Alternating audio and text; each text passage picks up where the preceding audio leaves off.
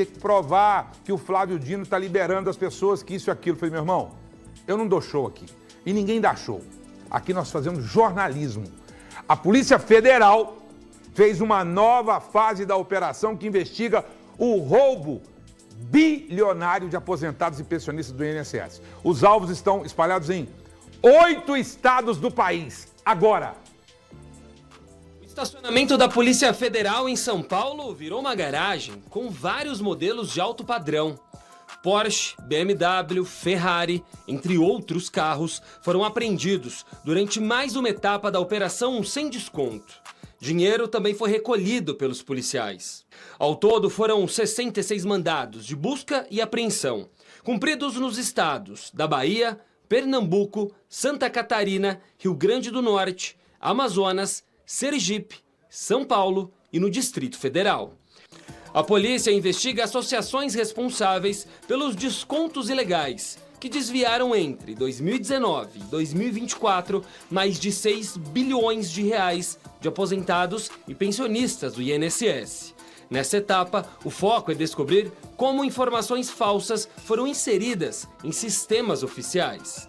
Um dos locais investigados é este, o Sindicato Nacional dos Aposentados. Além da sede, endereços ligados a diretores da entidade também foram alvo da operação. O presidente do sindicato, Milton Batista de Souza Filho, esteve em Brasília para ser ouvido na CPI mista do INSS, mas ficou em silêncio, protegido por um habeas corpus concedido pelo ministro do Supremo, Flávio Dino. Vou ficar em silêncio. O vice-presidente do Sindicato Nacional dos Aposentados é José Ferreira da Silva, conhecido como Frei Chico, irmão do presidente Lula. Frei Chico não é investigado pela Polícia Federal.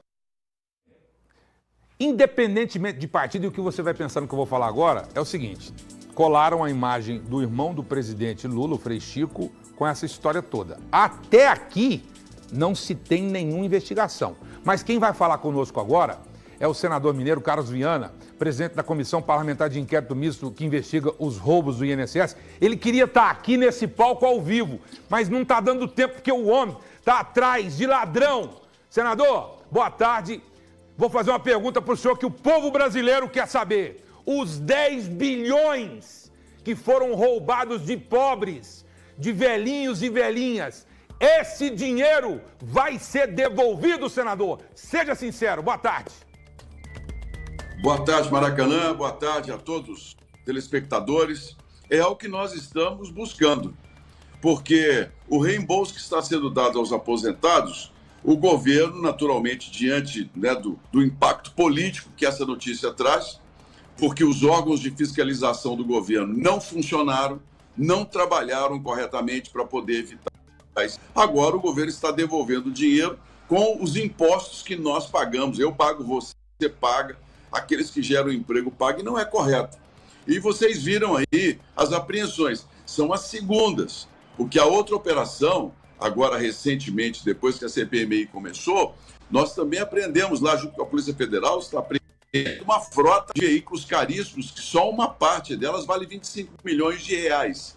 Fora relógios de 1.300.000 reais, dinheiro que foi pego ontem em cédulas do sindicato, um sindicato que movimentou 1.200.000 reais desde a existência, e só nessa fase agora, quase 600 milhões. Então, nós estamos em busca de tomar esse dinheiro de volta, Maracanã, e é a minha insistência com o ministro André Mendonça, do Supremo Tribunal Federal. Falei, ministro, na reunião que tive com ele anteontem, ontem a operação, hoje pela manhã continua em boa parte a leitura lá dos documentos e toda a perícia, e eu conversei com o ministro, falei, ministro, essas pessoas têm visto para os Estados Unidos, as pessoas têm passaporte, têm muito dinheiro, nós precisamos agir com mais rapidez. E a operação foi montada, como você mesmo falou, a matéria é muito boa. E aí, esses carros apreendidos, a suspeita principal, tudo comprado com dinheiro roubado dos aposentados brasileiros, Maracanã. O senhor fez um desabafo nas redes sociais e também na Coirmã CNN, dizendo como é difícil fazer justiça no Brasil. Ora, senador, vamos lá. Eu, Maracanã, desvio uma grana pesada do Grupo Bandeirantes. Amanhã eu tô algemado, eu tô na cadeia, eu tô comendo uma marmita do Zema, eu tô preso e com direito a arrumar advogado e vou pra cadeia. Por que até agora esses advogados chiquérrimos que pagavam luxo na internet, por que até agora esses presidentes de associações, eles não foram presos verdadeiramente? E outra coisa, chega lá na CPI do senhor e do povo brasileiro com um documento desse tamanho e tá protegido. Qual é a onda? A CPI tem moral ou não? Tem muita, porque foi depois que nós começamos a trabalhar que nós julgamos luz em toda essa questão, em toda essa roubalheira. O inquérito estava parado na Polícia Federal, parado no Supremo Tribunal Federal. Quando nós começamos a trabalhar, a presidência do Supremo tirou da mão do ministro Dias Toffoli, onde os inquéritos estavam lá parados, eu não vou dizer engavetados, mas parados de uma maneira até que nos deixa preocupados. E em seguida foi sorteado o ministro André Mendonça, pelo qual eu tenho uma confiança enorme, e começamos a trocar informações. Então é a CPMI, Maracanã, é quem está chamando a atenção e trazendo essas informações todas para as pessoas. Porque a Polícia Federal, ela trabalha no inquérito e lá nos autos. Nós não. Nós somos uma CPMI aberta à população assistir, uma comissão de investigação que tem a obrigação de dar respostas. Mas o que aconteceu, e eu posso dizer com muita responsabilidade, que a minha função, ela é como de um juiz. Eu preciso tomar muito cuidado com a linha que sigo para que a gente tenha ação em toda investigação. Essa é uma questão, essa roubalheira, ela não é de um governo. Ela estourou no atual governo em termos de bilhões, mas ela já vem desde o governo Temer. Já os primeiros escândalos começaram a surgir na prática em 2016.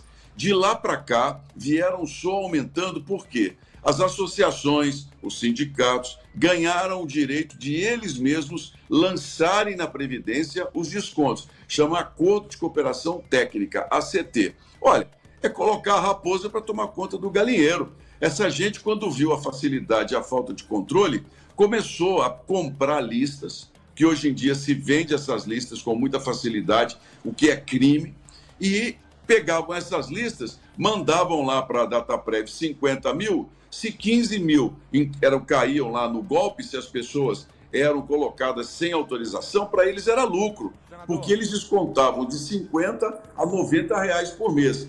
E essa gente, Maracanã, é bom deixar claro, está cercada, blindada, eles montaram um aspecto de legalidade com advogados caríssimos.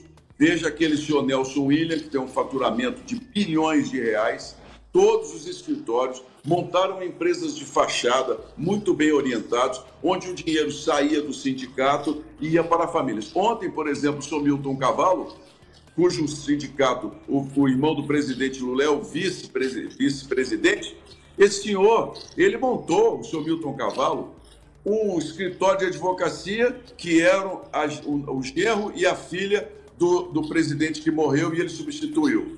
Montou uma empresa onde a mulher dele decorou um hotel que ele construía. Uma outra empresa onde eles depositaram milhões de reais e fizeram um acordo com o Banco BMG, repassaram ao BMG 240 milhões de reais em empréstimos consignados e receberam de volta quase 24 milhões, ou seja, uma comissão de 10% depositado ontem na conta da família do presidente do sindicato. Ou seja, um conluio. O senador daqui a pouco tem um compromisso, mas eu não poderia deixar de fazer duas perguntas. A primeira delas é o seguinte: os senhores mandam prender, aí o STF manda soltar. E quem paga esses advogados caríssimos somos nós com o dinheiro que foi roubado. Eu insisto em falar isso. Senador, eu como jornalista, apresentador, o senhor pode me condenar por eu ter falado aqui ou falar que esse dinheiro foi roubado? Esse dinheiro foi roubado? Essa é a primeira pergunta. E a segunda pergunta é o seguinte.